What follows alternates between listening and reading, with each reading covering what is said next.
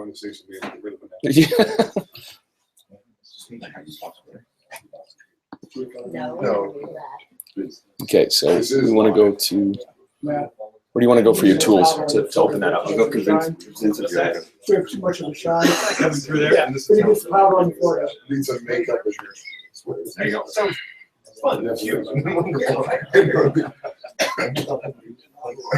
I was gonna do the flare all together, and I decided to let it go.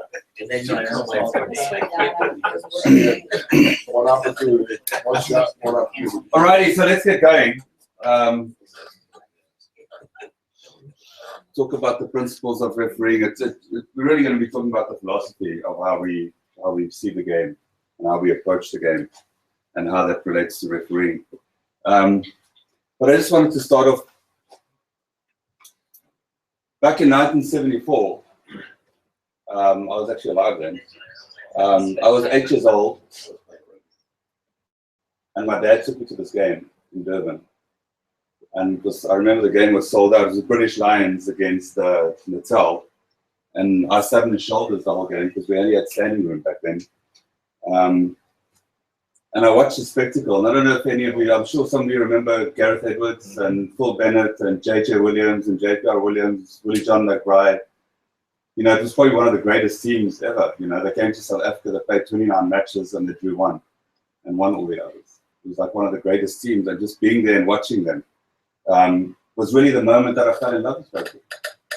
And I think, you know, sometimes us as referees or performance reviewers or coaches, sometimes we forget why we're here and why are we doing this, you know. But we all have that moment where we completely fell in love with the game, and this is why we're here. That's why we're passionate about it, you know. And I'm sure we all have stories amongst this group about that day that this happened to you. So just remember that it's such a great game. And the thing is, you know, what's so funny is, like in 1985, 11 years later, I started refereeing, and 3 years later, I refereed this guy, Stan Holmes, the scrum half from Natal, in some 5th division game, you know. And for me, as like a young person refereeing this guy, was like the greatest thing in the world, you know. For him, it was a social match, you know. But there he was, playing against one of the greatest teams in the world. So rugby is such a great game, and I think, you know, when we first thought about this whole philosophy, is like, if a referee goes out there that every game is going to be the greatest game, they have the same attitude, you know, and you know, you as a performance reviewer or coach goes like, you want to make the game the greatest game it can be, you know, that's really your purpose. And the way that can be achieved is by using the philosophy that we have, and the philosophy, we can apply the philosophy through all the tools that we develop. You know, so the tools would be actually knowing the laws, knowing the game, management, all those things, you know, that comes through. You take all of those tools and apply the philosophy to achieve a really great product. And that's what we're trying to do with the pro referees too. You know, we're following the same we're applying the same things, you know, to try and achieve a great product at the end. So does anyone remember this law, Mike Malone? Oh, thank you. Well, at least I know that it has to deal with the referee. Somebody's read the law. And that's about as far as I can. The referee. That's it? Referee is the sole judge of fact and law. Okay, anybody else? Did you hear what he said? What did you say? The referee is the sole judge of fact and law. Hear me. During the match. Anyone else? That's it? That's the best we have? You guys have law try to books? fairly apply all of the laws. Mike's looking it up. Yeah, you just got that in. Okay. Just got that in. That'll have to be a fine later. But you can definitely give us team 1 point. Excuse me, everybody who has a law book, hold it up, please. And that phone is not a law book. What? It no longer qualifies as a law book. It has a law book. You want one thing that happens, or just who has one? I want to see it here. Hold it up. I've got one. I thought I saw another one over here. Okay. There you go. Okay. Can you give your support? Give a point to each player And team. Yeah, well, hold them up. Hold 'em up. Rubicon? Yeah. No, Agent T. Yeah, Peter Watson, the phone isn't exact. It's not, doesn't have everything, We're in What's your team? including the guidelines. Mum's the word, team one. I had the first sentence, I didn't have the second. No, well, that's- What is it? That's what everybody remembers. Yeah. It's the first part. The referee is the sole judge of fact and law. We want to forget about this. So what is the main word there? Eh? Fair. What? Failure. Fairly. So the referee has to create an environment where both teams feel that they get a fair shot at the game, right? To create a fair environment, even playing field, where the teams can play to the best of their ability and that they can determine the outcome of the game. So this is basically the foundation of what we're talking about in order to create this product that we're looking at, right? Because ultimately you have laws, so you're like shaping something, you know, you're creating this product where the players can play in. And, you know, they always say they want the referee to be consistent. Well, it's pretty impossible to be consistent considering that everything in front of you is inconsistent, you know? Nothing is the same. Like every tackle is different. So if you can just shape it to create that environment where teams feel they get a fair shot, they'll be a lot happier with you. So in creating the product, we're going to look at two areas. The first one is tactical, which is basically doing the right things, applying the laws, technical proficiency. And then in the tactical area, we're going to look at three different areas that we identified. And the first one is establishing behavior. So does anybody know what establishing behavior is? Where can you establish behavior in the game? We always talk about changing behavior, but we decided to look at a different approach. And instead of like changing behavior, so something goes wrong in front of you and then you have to make them change, why don't you just establish behavior? And then players know exactly where they stand early on. So do you know which areas we can identify under establishing behavior? Anyone? Scrum, foul play. What? Scrum. Scrum. Okay. Pre-game. Yes. Foul play. Foul play, scrum, You get your tackle. tackle. Who else? That's it. Line out. Line out maul, yeah. Off sideline. Rocks. Well, rock's part of the breakdown pretty much. What did you say, breakdown then? Yeah, it's a breakdown. For breakdown, tackle. You need one Set more. off sideline. One more space. Right. Space. So those are the five areas that you can really establish behavior early on in the game. And we all know how to do that. You set your standards really early at the breakdown. Set your standards at the line out, at the scrum. Create space. What is the first one? You're not listening. You're just looking at me. What is the last one? Foul play. Foul play, of course, yeah. So, and especially, you know, we talk to referees about foul play. It's like, put the onus on the players, you know. So, don't debate foul play. Just put the onus on the players to clean it up. It's normally a lot easier. So, I think if you establish behavior earlier, players know where they stand, what they can and can't do. They know where the lines are, but they're not that blurry.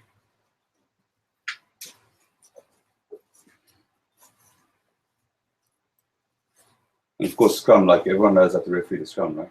It's the easiest part of the game. Yeah.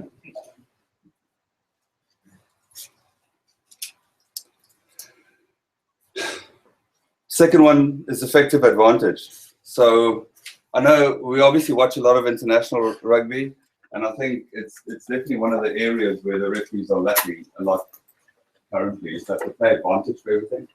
They just stand there and put their arm out and they play advantage and they forget to start refereeing the game. Some of them still referee the game, which is fine. But the thing is, if you play a lot of advantage, and you know, part of the exercise we go through, you often miss an opportunity to set your standards very early, especially at the breakdown and things like that, you know. If you just play advantage for everything and then you go on and then you come back again, and then you've lost the opportunity to communicate to the players exactly what your expectations are, especially early on.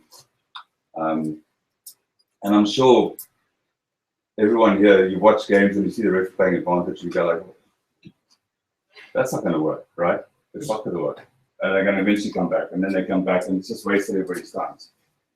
You know, so and it's one of the arts of refereeing, right? It's playing good advantage, knowing when the advantage is going to accrue, you know, and just be able to like see an infringement, assess really quickly, and then go, I'm going to go for it. And I'm going to make this work. It really does separate great referees from just good referees. But I think across the world, we've definitely lost a little bit of that art. The third part on the tactical, making big decisions, which pretty much comes down to game knowledge, knowing the probable outcome, and making clear decisions. One of the problems we've had in pro rugby is that the referees, they just don't make the big decisions, you know? I mean, we've had no penalty tries from mauls, from collapsed mauls. We've had one yellow card for collapsing the maul 1 meter out, and we had one penalty for collapsing the maul like 2 meters out, a moving maul. And it's just, the referees just haven't gone and made big decisions, you know? It's a moving maul, it's collapsed, they're going to go and score a try. You know, like those big decisions. And it's easy to say, well, this is the way it should be. They're scared of you, Richard. They're scared of the players, I think. They're not scared of me. I mean, if they were scared of me, they would have awarded a penalty try and a yellow card, right? So that's not true. That's absolutely not true. And like, push over scrum. So you have a scrum 5 meters out, and they're going forward with the ball at the back. There are only 3 things that can happen, which they're either going to knock it on, they're going to score a try, or it's going to be a penalty try and a yellow card. So when you see that happening and you're behind the scrum and you're walking it in, those are the only things that can happen. So I don't know if everyone watched all the pro rugby games, but Scott Green had that one game where Mark was on the line. They went over, the flanker came, but they all dived on the ground, and the player on the ground had the ball, and he like went over and scored it. And Scott's just standing looking and going like, what am I doing? What I have to do next? And Mark comes on the radio and goes, it's a try. So he wants a try. Oh, God.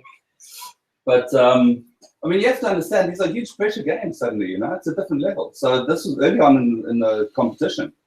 So just for process thinking. Besides the fact that it should have been a penalty try and a yellow card rather, you know, which would have been more appropriate. And then there would have been a man down as well. But yeah, it's all learning. It's learning. But making big decisions is huge. And it definitely comes more into play in the last 20 minutes of the game. You know, especially if the score is close, referees have to make big decisions. So the game knowledge and understanding of what's actually going on in the field is huge. So are you thinking about these things, about how they would apply to performance reviewing and coaching? Looking at these areas that you need to identify? So just to go back to the beginning there, like Mike, so like for performance review, you go to establishing behavior.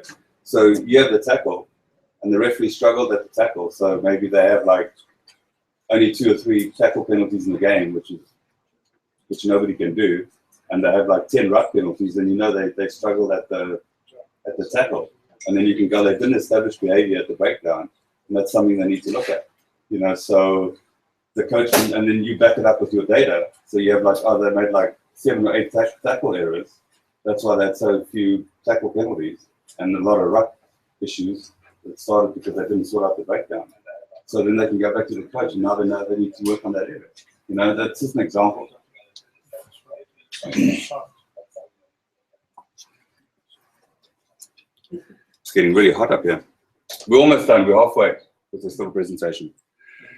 So the second part is the strategic part, which becomes a lot more complicated than the tactical area. And it's basically about not doing the right things, but doing things right. And it comes down to management controlling the game, and probably the more skillful sets that a referee needs, you know. also comes down just to the referee's attitude. Normally comes through a lot here. Like the tactical area, a lot of referees can be good at, but when you get into the strategic part, it really comes across as the personality is out there, and how you can manage players and what product you're creating for the team, and knowing that, having that attitude where you approach the game that it's actually an honor to be out there rather than like, I'm in charge of this thing, that you actually become part of the game. And I think this is obviously the area that we need the most development in, but it normally comes at like higher levels, so it's like territorial to national kind of refereeing.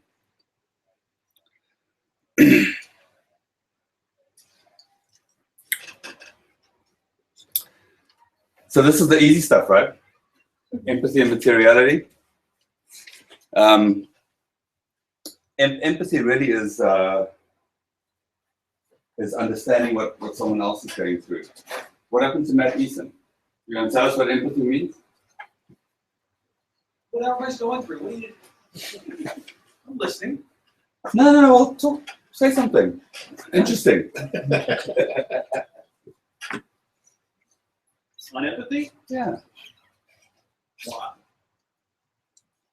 Okay, well, why don't you let Mark segue go? back to what matters to me. And to me, the game is about contest and continuity. It's a whole bunch of mini contests, and then fishing in the contest and getting the continuity of the next contest. And empathy, in my mind, is understanding what they want to accomplish, tactically or defensively, and understanding the big picture there. That's empathy to me. What do they want to accomplish? Leah told me once that when she was setting a goal before a match, she said, I really want to get inside the player's head and figure out what they're trying to do. What they're trying to achieve. And to me, that was, in a nutshell. Yeah, well, I mean, that's really it. It's like understanding that, what they're trying to achieve, what they're going through, and understanding their perspective on the field. Yes, Mike. I think empathy is more than just the understanding part. Is you can understand it, but you may not agree with it. And empathy is trying to work to help them achieve what they want to do because you understand what they want to do. So you have that emotional Connection. connection. Yeah. So you're basically creating pro-social behavior by understanding what they're going through, and that you come across that you know what's going on, rather than you going like it's us against them kind of thing. Yes, Paul. So I'll use myself as an example because I learned the best from my own mistakes, and Ed can attest to this, being my coach. One of the things that referees struggle with, particularly referees who are very trying to push to that next level, it's always about the next game. One of the things I had issues with was empathy, and it was my game. And that was for a long time, it was my process. It was my game. I'm going to control the game. I had an epiphany in a women's game that was being videoed, where I was screaming where I heard myself screaming at the players, okay, because the expectations that I set weren't being established. And that's where it really hit home for me, is that for the referee, they have to get past the fact that they have goals for themselves, and they have this specific set of ideals that they're trying to create. And you have to look at yourself in context with the game and how you're just a very small part of that game. Too oftentimes, though, we make it a bigger deal than it is. And so that part for me really resounded with the fact that it was not about me. It was about what the players are trying to go through, what the coaches are trying to go through, the hours that the coaches put into it, the hours that the players put into it, and I'm involved with this game for 80 minutes. But we don't see the hours, nor do the players see the hours that the referees put into it. But that's the empathy piece, is putting yourself in the other person's, the other teams, the other players' shoes. Yeah. So I think it's important to understand too that, as a referee, you basically create your audience about how you behave out there on the field. So the tone of your voice, the sentences that you use and your body language, you're really creating your audience. You know, so if you're struggling in those areas, that's when conflict arises. You know, so because you'll find that the better referees are able to communicate better with players because they present themselves better. They use good sentences that make sense, and like the body language is also good. You know, where it's just like it comes back to the players' impression or interpretation of the referee. Sure. And it starts from the time you arrive at the ground to the time you leave. Certainly going through the grades in the UK, as I got higher and higher, the impression the players had of the referee completely changed. A try was scored, the lower level, the referee had on the back to the halfway line. As I got to the higher level, I was expected to be on the halfway line, turn around, facing the players, coming towards me. And it comes back to the perception. Yeah, for sure. No, definitely. I think it's you know, and like when I introduced this section, the strategic section, that it's definitely part of getting to the higher level referee. You know, but just to get back to how you create your audience, it's very important. And I think a really good tool for referees is to have a recorder when they're refereeing, and then they can go and listen to themselves. You know, and then often they'll go like, "So I don't even understand what I'm saying," you know. And it's really interesting because you'll find, like, say, take someone like Kurt Weaver, probably one of the best referees in the country. When he gets stressed out, he starts talking more. And Nick Ricona did that too in the first pro game that he refereed. He was just talking so much because he was getting stressed and didn't even realize it, you know. So now you're just talking and talking, and it becomes white noise and has no effect at all, you know. So the players are just like, well, who's this person, you know, running around just shooting at us, you know, and not having any effect. So it's really important to be very aware of everything you do on the field, how you present yourself, what words you use, your eye contact, body language, everything. You know, it's really important. I just want to hit that real quick as a coaching point that I like to use a lot. And what Richard said should not be taken for real quick. If a referee just listens to themselves with no agenda in mind whatsoever, just simply listen to yourself in the match, it's amazing how many light bulb moments they'll have.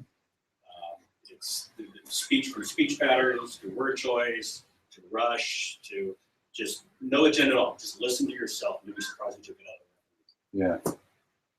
Yeah. I think one of the things with empathy, and I've watched a lot of the same referees referee me or teams that I've refereed of both genders. It's interesting watching what a referee perceives to be them being empathetic. They're two different things. Which comes across as patronizing. Yep. And so I think a piece of this is actually taking the time. As a player, I really enjoyed it when a referee asked me a question. And it could be a random question. It could be, what do you think about the weather, or how's the surface and scrummaging? Scrum went down, how's your footing? You know, that shows to me that the referee's thinking holistically about what's actually happening in the game. Yeah. And when you put, say, a PRP game, we're playing on Glendale, it's a great surface. There is no issue with the footing. But he asks you that, at least you're aware, all right, he's picking something up. And that creates a different sort of empathy. But if you ask that at a lower level game, it's not going to make sense to the players. And I think understanding your empathy and the word choice that you use and the questions that you ask and how you relate to the players, that changes depending on who you're refereeing. And what's appropriate at one level becomes inappropriate at another level. I think it's just something to keep in mind. Well, let's hope the pro referees don't listen to this, because now I just talked about footing at the scrum. They're going to say that every single scrum from here on out. Well, but, Did you? I mean, sorry. Well, I mean, I think what we're all talking about is respect.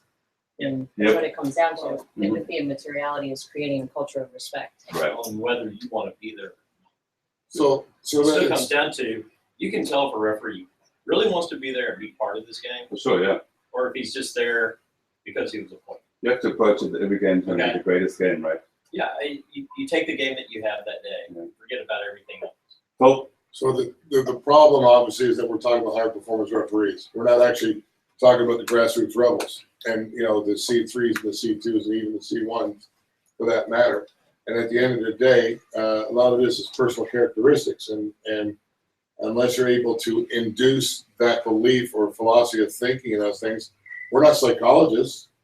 Well, maybe a few people are, but at the end of the day, you're talking about a whole psyche of ability for a referee to help develop his manager. Yes, as a coach, we want to try to create some of that awareness, but you know, we're dealing with dozens of referees, not just 2 or 4 or 5. At the end of the day, he or she could have had a bad wake-up moment, and what that moment you have could have nothing to do with how the rest of they're having a great season. Yeah. And so we've got to keep that awareness too. So. But I mean, even a C3 or referee, you could still talk to them about the sentences they use. Yes. And their tone and their body language is very important. I mean, you know, like obviously the better referees at the high level get that, but the lower level referees can learn that too. You do, and we all should be encouraging to watching the good examples, you know, putting it into a practice. But at the end of the day, how many of us actually are able to see a referee in a C3 situation where he or she's out refereeing 6 to 12 games a season? I mean, you know, it's a difficult thing. So the habit that person's already had all year, and then, you know, or not, you know, you just don't get that opportunity to see them. I think those solutions will come once the RNL get going again, and you know, we sit down and we decide how we can approach all of it all the way through from the top down. You know, once we have same kind of pathways for everybody. I think that hopefully we'll be able to do that. Sorry. Yeah, one of the things that we've been finding with these C3s and C2s is we get in there early and get what we call the foundation things taken care of. Positioning, empathy, all the kind of things we're talking about here, so they don't develop the bad habits. Hopefully. Then we don't have to work so many years trying to eliminate it. It's also difficult because you don't see the referee every week. That's my point. Sometimes they might not even get seen once in the whole season. You know, Well, that's true, how they develop that. But for example, I'll just use my local society as an example. If myself and Jerry McLemore and other coaches are all on board with the same thing, I may not be seeing that person every week, but our referees are being seen every week. Yeah. The hard part of that is making sure you're seeing all the same things. Yeah. That is the key. So just one thing is that, getting to Phil's point, which is very reasonable. The question is, the thing that in my personal world of this coaching is to find an outcome or find a result in the game. I'm not saying data necessarily, but there are in any game where you can notice that the referee exhibited empathy or not through a result that happened in the game, and you can tell them. So it's not this big picture pie in the sky thing they can't understand. You can tell them right here, and you notice that player walked away, turned his back on you. That was so that you're really tying it back to an instance in the game and an outcome that we would like to correct next time. It's the same thing. Like, I mean, you know, when the game is really tense and and it's a close game and you get to the last couple of minutes, you don't want to overreact, you know, because you understand that players might do stupid things and they might call you names that only your mother called you, you know, but I mean, sometimes you just have to deal with it and you understand what they're going through at that point. You know? So it's just absorbing a lot of that pressure too.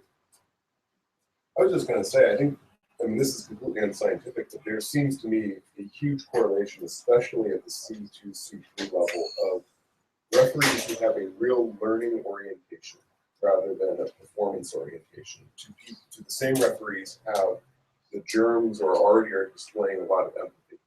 And perhaps rather than just simply saying we want referees to be empathetic at that level, I'm wondering if we say we want to develop that learning orientation because we'll see the other side come through. I mean, that's what, small sample size in Montana, but that's what we see again and again. I think, I mean, that's interesting because, I mean, obviously they're like, you can start building little things that becomes all part of empathy.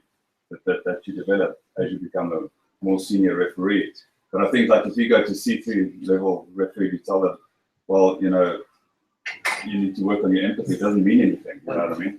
I mean, because if you go to them like, well, you have to understand this part of the game is to have empathy. You go referee. I mean, like it doesn't mean anything.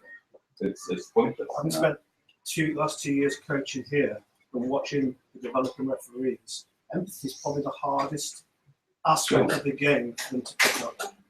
Well, the next section's even harder. And they struggle with it. They do, yeah. No, they definitely do, because I think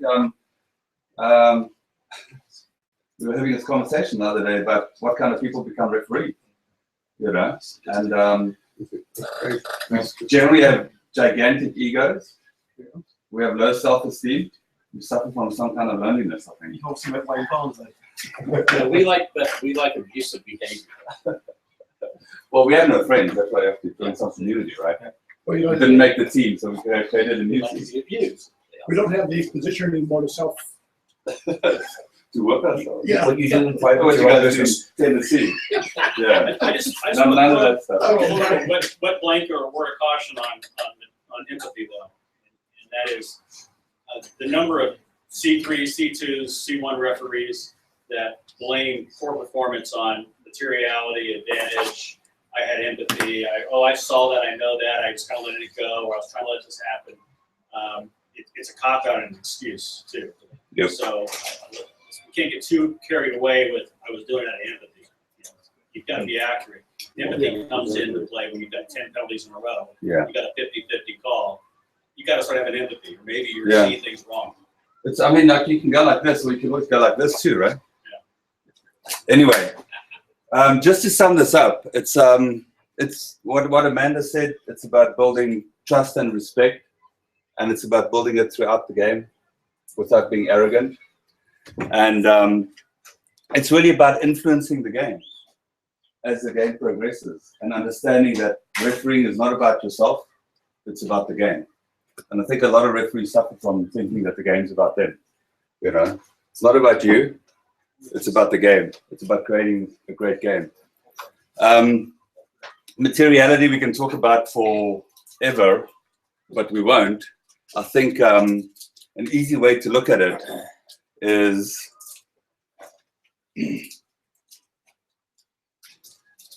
when our performance reviewers, a couple of them went over to, when the Heineken Cup was still on, to go and have a performance review conference, and they watched the referee divide into their little groups and argued about the referee's performance. And eventually each person, and there were 30 people, and there were 6 groups of 5, and everyone presented, and then they argued about what they thought about the referee's performance. And they were probably like 65% in agreement on the referee's performance, you know. And we've done many, many exercises like this, and Ed can tell you too that back in the day, Ed, myself, Don Morrison, and I think it was Mike, who we watched a game, and we couldn't even really agree on the referee's performance, you know. So Actually, I think we watched 11 minutes of the game and completely disagreed. so you fell asleep after 11 minutes. So, I mean, on a good day, the people who have the job of being in charge and making decisions, performance reviewers, administrators, managers, we can only agree on about 70% of referees' performance. You know, so you ask yourself, you know, when they say like, oh, you only have to make a clear and obvious call, like, well, you guys don't even know what clear and obvious is, right? We can't even agree, you know, so materiality becomes a very gray area. But I think if you go back to establishing behavior early, I think if you establish really high, if you set really high standards in the game, it creates a much bigger gap for you to determine what's material and not material. Right? Does that make sense? So I think if you establish behavior really early on, it gives you an option to really let the things go that don't matter. Yes? Just before we get off of materiality. Oh, no, we're done with it. Okay. No, carry on.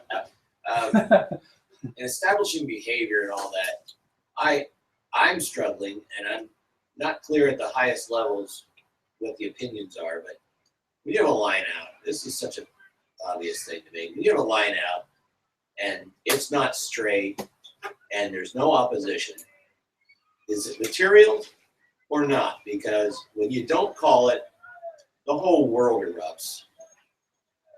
But a straighter throw wouldn't have changed the outcome, so it seems immaterial. Well, it's really going to depend where you are on the field and what happens next, right? Because if it's a 5-meter attacking lineup and the ball's not straight and there's no opposition because all they want to do is defend the ball and they don't put it in straight, then what, you're going to let it go? You have to call it. You know what I mean? Okay, then you think it's material. Yeah. So, I Would a mean... straighter throw have changed any of that? No, but I mean, the defending team is going to go like, well, Exactly. didn't they practice before the game? That's what I'm talking about. Is it material? It definitely The is answer material. It's material because everybody in the building thinks it's material. But like I said, So if I'm running to the line, there's one person coming to tackle me, and I pass the ball forward to that player, and they score a try, you're going to call it?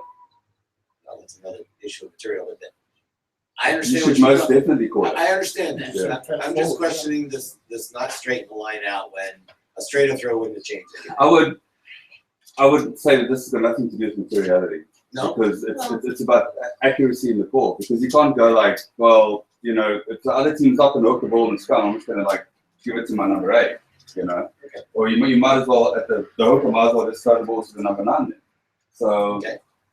you know, I mean, it becomes a really, So really it great is area. material. Yeah. Well, how, I think really you gotta look at the big picture, like how has the referee dealt with that the entire match? Because if he, had many opportunities to deal with it before this last situation, then, I agree with you So- tremendously in terms of why do we get to this stage that they're not contesting? Because you have been calling it straight on match. or you that's why have, this came up. you didn't have the empathy to say, hey, you guys, I'm not gonna call it. Okay, we are unless you-" changing the point. I'm talking about first one of the day as far as I'm concerned. I'm just saying. Well, Well, that's what you say.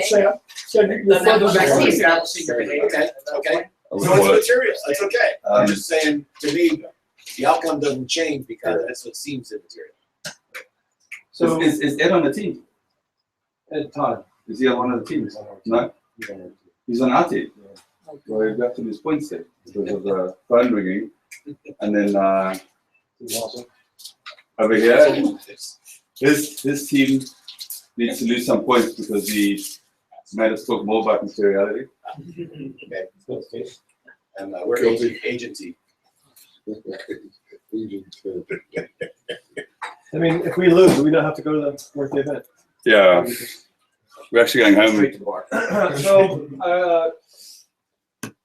just to kind of get like a quick tool that you can give on to your referees to get rid of not straights is I didn't want to dwell on this. no, but like I was ARing for a well-seasoned national panel referee, and it blew my mind. He didn't know this. He kept having not straights in the game, and I go to this federal agent, just make the tunnel bigger. Yeah. And he's like, why didn't you tell me that 6 years ago? So if you have a not straight, fine, get on with it. Call it, don't call it, whatever. Then you have 2. You should never have more than 2 in here.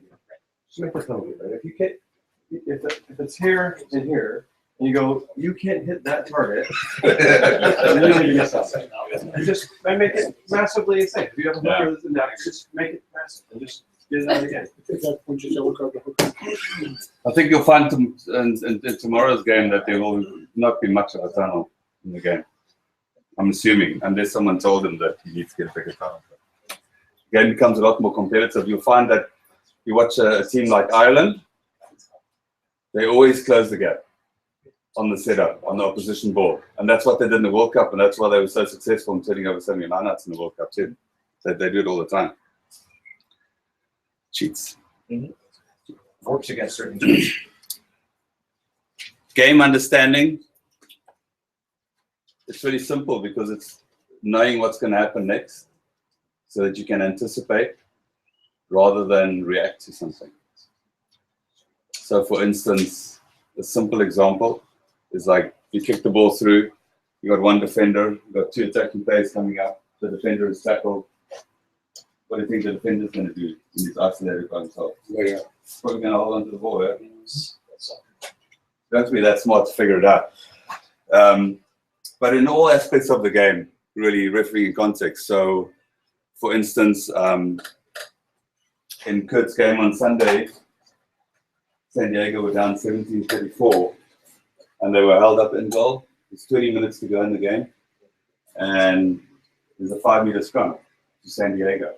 So what's going to happen next? Who do you think is going to be cheating? The defending team, maybe? Maybe. Just maybe they're going to do something because they want to at least ensure that the opposition get bad balls so that they can't attack properly. And, you know, we went on to spend 3 minutes with 4 scrums, a free kick, a penalty, 2 collapses, you know. And I think the advice eventually to him was that he could have gone to the loose set, because the loose sets are creating much more problem than the tight set, but he could have gone to him and said, like, 5 meters out, I really need you to be scrumming straight and have your arm up. And then when the scrum gets together, he tells everybody he wants them closer, just so that it's all in front of their mind about this is a scrum and we're here and this is serious, rather than him just going there and it becomes a mess and it just goes on and on. You know, and eventually you talk to both front rows, which I don't think anyone's done since like 2010. But he did that too, which didn't work either.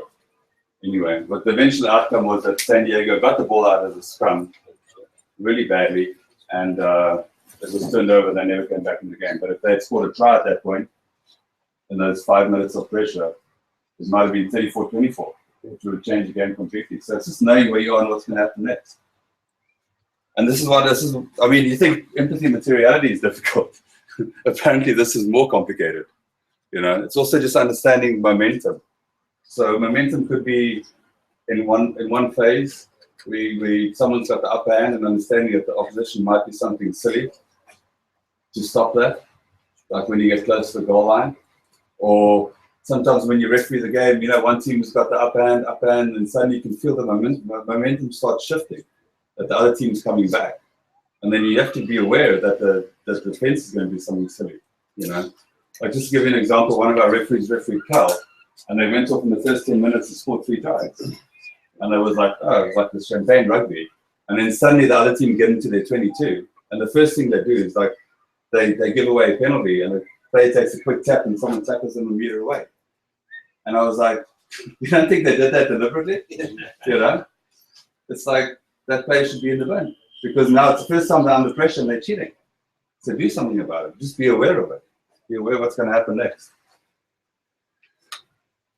So a lot of things come into play, and obviously how much time's left in the game, where you are, what the score is, and just being aware all the time of what's going on in the game. Not very easy.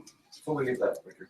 Right? So if you're doing this right, the refereeing context, you know, who's under pressure, who's most likely to offend, how would you get the referees to have the stop watching the team 100% who you think is most likely to offend? Well, we don't want you running out there and looking for stuff. Yeah. But just understanding what could possibly happen. Okay. You know, so I mean, like, for instance, a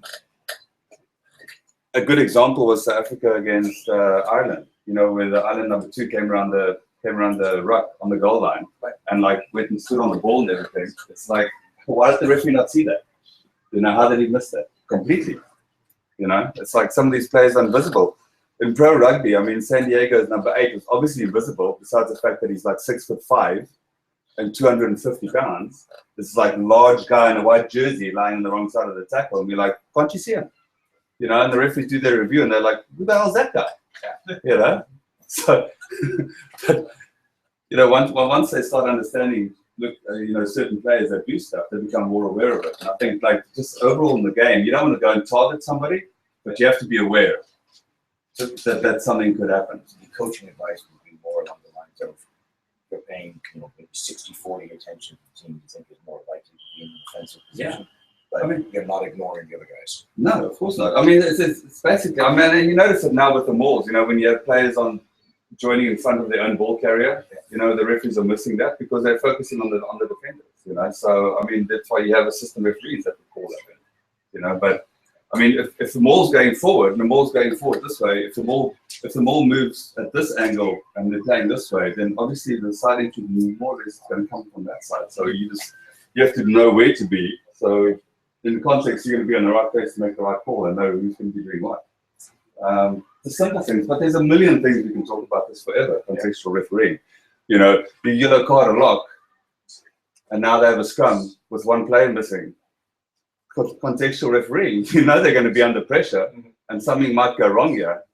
You know, so even if the team with the extra player blow them off the scrum and get a tight head, and these guys collapse, they might still get bad ball. You know, so you know that they might turn over, they might get a heel against the head, but they might still get bad ball. Are you going to give that penalty, or are you going to go like, oh, don't play on? You know what I mean? Because sometimes bad ball is not good ball. I mean, you know, just getting possession is not always good possession. So, 5 million things to think about. This is the last section, so we're almost done. Attaining balance. It's basically treating both teams the same, so both teams feel that they're part of the game. I think he was talking about penalties, 50-50 calls. You will find that a lot of the top referees, I think eventually when their egos get so big, they think they can do anything they want. But you'll find a lot of the referees will very seldom be penalizing teams 3 or 4 or 5 times, 6 times, 7 times in a row, you know, because they're very aware of the game and how it works, you know. And if you really do get to that situation where it doesn't seem that you can get out of it, then you have to address it. But quite often you have teams give you an opportunity to set standards for both teams. They always do. It's just the nature of the game. And it's just being aware of that, you know. And our pro referees are definitely struggling with that. They're definitely struggling, you know. I mean, you'll find a referee saying like, but if they keep infringing, what am I going to do? You know, and that's just not good enough, you know. You have to have much more awareness to create those standards for both teams. And for instance, no, I won't talk about that, this game, because we're going to watch it tomorrow. But you just put pressure on yourself if you keep penalizing one team, you know, without doing anything about it. You know, so you need to figure out how you're going to address it. You need to figure out, are you going to actually talk to the captain and try and get it out of the game? Or are there smarter ways of doing this? Are you going to give him unplayable and remind him what you expect, you know? You can't just keep penalizing one team. It just doesn't work. You get a lot of unhappy players out there, you know. One team thinks that you're playing them out of the game.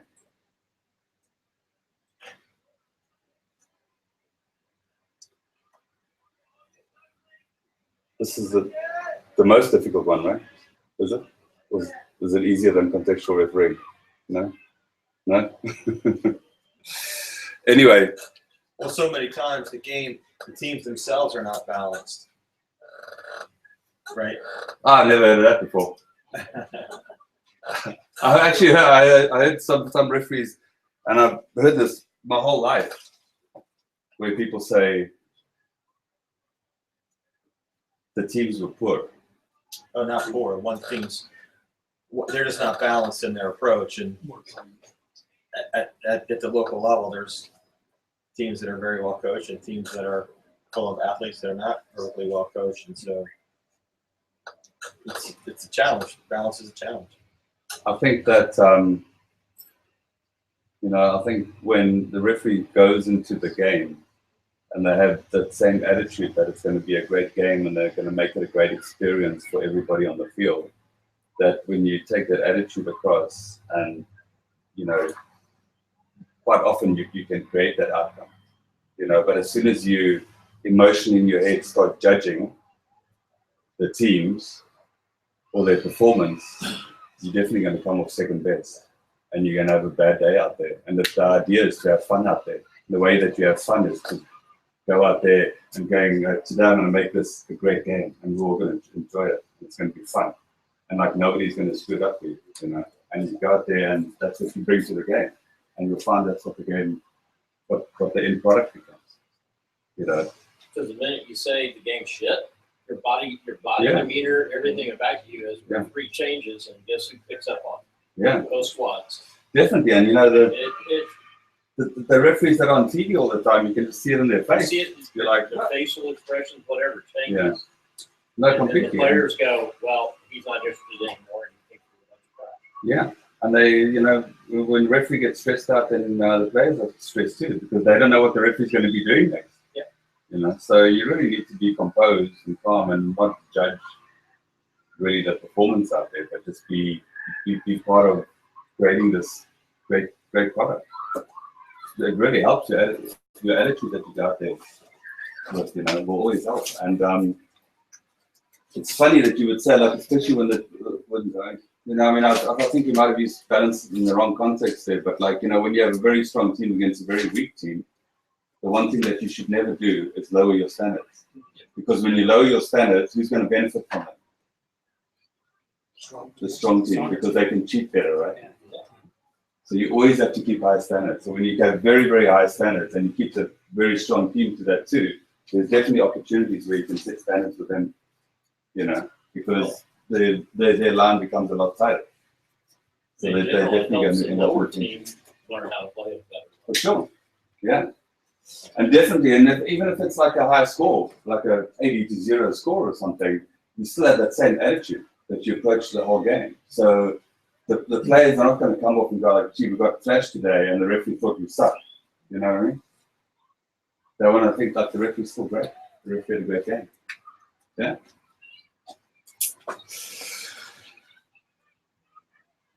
So this is the direction that we want to go in. You know, we want to like all work towards creating the same product and then using those areas, you know, and you can break this down to like 7 areas, you know, five in establishing behavior, advantage, and big decisions. And then over here with empathy, materiality, contextual refereeing, and attaining balance.